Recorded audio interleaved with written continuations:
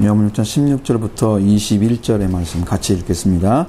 저물매 제자들이 바다에 내려가서 배를 타고 바다를 건너 가버나움으로 가는데 이미 어두웠고 예수는 아직 그들에게 오시지 아니하였더니 큰 바람이 불어 고도가 일어나더라. 제자들이 너를 저 10여쯤 가다가 예수께서 바다 위로 걸어 배에 가심을 보고 두려워하거늘 이르시다니 두려워하지 말라 하신대. 이에 기뻐서 배로 영접하니 배는 곧 그들이 가려던 땅에 이르렀더라. 아멘. 자, 이제 저문 시간이면은 바다가 바다가 더 늦게 더워지잖아요. 그러니까 바다에서 더운 바람이 올라오면 산에서 바람이 이렇게 불어오는 거죠. 거꾸로. 그렇게 되면 심한 바람이 이제 이끌어져서 배가 출렁거리기 시작하는 거예요. 예수님이 이제 계시지 않았고 배를 타고 바다를 건너서 가버나움으로 가고 있었어요. 이미 어두워졌습니다. 예수님은 그들에게 오시지 않았습니다. 주님이 안 계신데 이제 움직였어요, 배를. 그러니까 이것은 상당히 위험한 상태가 와도 그들이 위기를 대처하는 능력이 없잖아요. 믿음이 없기 때문에 주님처럼 승리할 수가 없어요. 이 문제를 지금 가르쳐 주는 거예요. 주님이 오셔야만 되는데 오시지 않고 출발하면 위기가 와도 안 되는 거예요. 근데 그 문제는 그 문제고 주님은 그렇게 하지 않는다는 거예요. 파도가 일어나고 바람이 불어서 이제 큰 파도에 휩싸이잖아요. 이게 무서운 것은 바람뿐이 아니에요. 바람으로 인한 파도가 무서운 거예요. 배를 치잖아요. 작은 배는 그냥 넘어질 수 있고요. 그러면 물이 막 쳐 들어오죠. 그러면 그 배가 또 가라앉을 수 있는 가능성도 있는 거예요. 그건 무서운 것이죠. 배를 이제 노를 젓는 배였다면은 큰 배는 아닐 거라 생각해요. 그건 돛을 달거나 그래가지고 큰 배면 그렇게 갔을 텐데 돛을 젓는 배니까 작은 배란 말이에요. 작은 배는 조그마한 파도에도 쉽게 흔들려요. 그러니까 우리의 믿음이 작으면 작은 만큼 쉽게 흔들려요. 그러니까 주님은 우리한테 주실 때는 큰 배가 되기로 하시는데 큰 배는 어지간해 바람 불어도 끄떡도 안 하죠. 파도가 크게 와도 쳐 올라가지만 배는 약간 흔들다 말고 그냥 버텨대는 거죠. 태풍이 와도 이길 수 있는 거니까. 그런 배가 돼야 돼요. 그런 배가 필요한 거예요. 그런 배가 집사님 가정이 이루어지기를 바라고요. 그냥 배로 이제 이렇게 가서 바다 위로 예수님이 걸어서 오십니다. 왜 오시겠어요? 제자들이 지금 위기를 닥친 것을 본 거예요. 그러니까 주님은 어느 때 오시느냐면 우리가 위기 때 오시는 거예요. 어떤 문제가 생겼을 때 찾아오셔. 반드시 그때는 우리 마음속에서도 그걸 필요로 해, 주님을. 반드시 필요로 해. 그게 찾는 사람들은 위기가 주어지지 않으면 안 찾아. 그때 찾는 게 시간이거든. 그때 찾는 시간인데 그 찾는 시간을 주님이 찾아오시는 거란 말이에요. 그러면 그렇게 해야만이 그 문제 해결되는 거예요. 집사님이 지금 이사를 오셔서 새로운 삶을 시작했어요. 이 가정이 어떻게 살 수 있느냐. 이건 하나님의 뜻 안에서 섰는지 잘 모르잖아요, 우리는. 그리고 하나님이 인도하시면 됐다고 믿어요, 그렇게, 우리는. 근데 이제 출발을 했어요. 주님을 출발하면 안 돼요, 이 가정에. 주님이 오셔야 돼요. 집사님은 여러 가지 가정의 문제, 크다란 문제가 있는 것이 아니고, 남편과의 갈등이 가장 첨예한 것이니까, 그 문제 때문에 이제 문제 생길 수도 있잖아요. 그 파도가 오고, 그렇게 되면 배가 흔들리잖아요. 그럼 우리 가정을 설명해 주는 거지. 이 배라고 하는 존재가.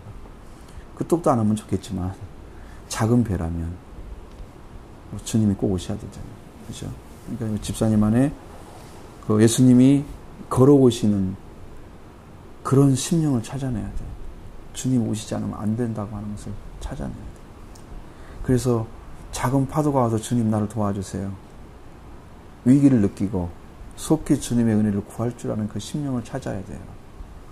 그러니까 우리가 보통 어지간해서 그냥 버텨내고 그냥 견뎌내고 이러면서 안 찾는 경우가 허다하고 신앙생활 하다 보면 그래가지고 어쩔 수 없는 상황이 되면 이제 필요해서 기도하고 이런단 말이야. 그러기 전에 주님이 보시도록 해야 되는데 그 문제를 해결하지 못하는 거예요. 그 전에 주님을 보시도록 해야 됩니다. 그럼 주님을, 집사님을 안 보고 계신 건 아니에요. 근데 내가 위기로 안 느끼는 거예요. 주님 안 오시는 거죠. 노를 저 11회쯤 가다가 예수께서 바다 위로 걸어오실 때에 배에 가까이 오므를 봤을 때 두려워했다. 뭐 그것은 일반적인 상황일 수 있습니다. 깜깜한데 바다 위로 걸어오는 그런 분을 안 놀릴 수가 있나요? 보통 사람들이 다 두려워하지요. 두려워하죠. 유령. 성경에는 항상 그 유령이란 말이 써 있으니까 보지도 못한 유령 얘기를 많이 해 성경에는. 그 유령처럼 그렇게 보이는 거죠. 근데 왜 주님이 이런 바다 위로 걸어오는 능력을 행하시느냐?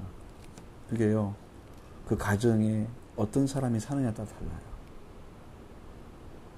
주님이 그 기적을 베풀어야만 살릴 수밖에 없는 그 사람이 거기에 존재해야 주님이 가세요.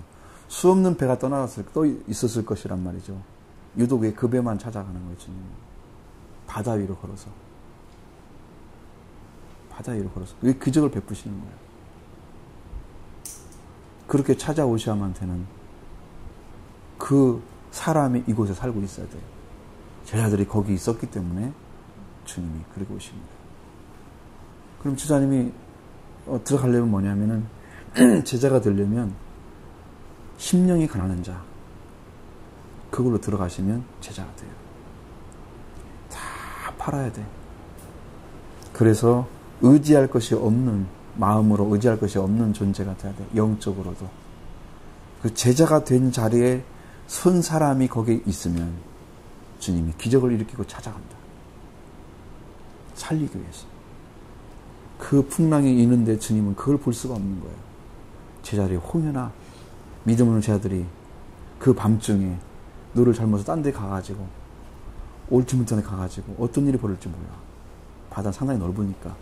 그래서 호수가 아니고 바다라고 써 있기도 하잖아요. 갈릴리 바다가. 그러니까 위험한 것을 주님이 다 처리해 주신 그 위기를 딱 경험하시잖아요. 그러니까 제자들이 보고 두려워하는데 예수님은 물어보지도 않는데 나다 이렇게 말씀하시는 거예요. 물어보지도 않는데 누구십니까? 이렇게 물어봐야 하는데 안 물어봤는데도 나다 그랬어요. 왜? 그런 두려움 자체가 이미 제자들이 예수님하고 지금 통하고 있는 거예요. 그 존재와 지금 다가오시는 그 존재와 통하고 있는 거야. 주님은 그 마음을 아신 거죠. 제자들과는 이미 마음은 하나가 되어 있는 주님 관계는 하나가 되어 있어요. 그래서 너희 두려워하지 말라. 그렇게 말씀하시니까 기뻐서 배로 영접했다고 그랬어요. 그러면 원하는 대로 갈 수 있어요. 그러면 그들이 가는 땅에 이룰 수가 있어요. 우리가 가는 것이 어디예요? 하나님의 나라를 가는 거예요. 그 나라에 이룰 수가 있어요, 집사님. 근데 반드시 승리를 하셔야 돼요, 이걸로. 위기가 닥쳐오면 주님이 나를 눈을 떼지 않고 눈동자처럼 바라보는 그 사람이 돼서, 그 제자가 돼서, 심령이 가난한 자가 돼서, 주님만 필요하고 하나님만 필요한 존재가 돼서, 그래서 이 가정에서 좀 이끌어 가시면, 제자들이 찾아오시는 그 주님이 기적을 일으키신다. 어떤 경우에도 절대로 망하지 않고, 배에 젖는 것이면 굉장히 작은 배란 말이에요. 이것은 엎어질 수 있습니다. 망하는 거죠. 절대로 망하지 않게 하시고 지켜주신다는 거죠.